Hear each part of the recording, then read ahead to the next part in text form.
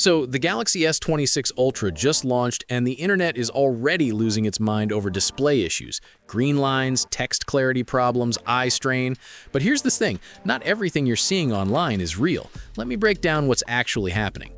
So let's address the elephant in the room first. No doubt, Galaxy phones are famous for their green and pink line issues. We've seen reports of vertical lines surfacing on several models. Even some Galaxy S24 Ultra users reported that a green line appeared without physical damage. But here's what happened. A Reddit user, Ezio Lambo, posted a cryptic post earlier. The original poster slapped a dashed green line on the Galaxy S26 Ultra display using AI or Photoshop. The user asked if the S26 Ultra's green line will have breaks in between. It was pure fun, and the question is literally factual given the pixel structure of the Galaxy S26 Ultra's screen.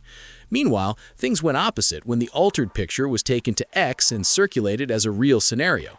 The cropped image has gone viral on X, with hundreds of users flooding the comments section. Some spotted that the image is fabricated using AI, while the wider impact isn't visible in comments, but it's hurting the initial hype. Now, let's talk about the actual issues people are reporting. Those who have been able to take a look at the Galaxy S26 Ultra have complained online about display problems. Well-known Samsung leaker Ice Universe says he doesn't feel that it is a minor issue.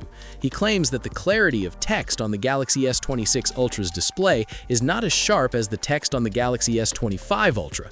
This claim is repeated by tipster Tarun Vots33 in a tweet of his own.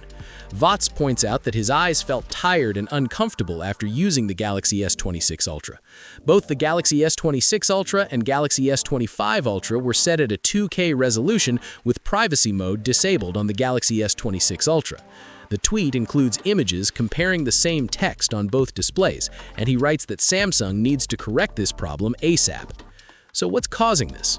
Ice Universe points out in a separate tweet that the pixels used for the Galaxy S26 Ultra display have two different types of light emission.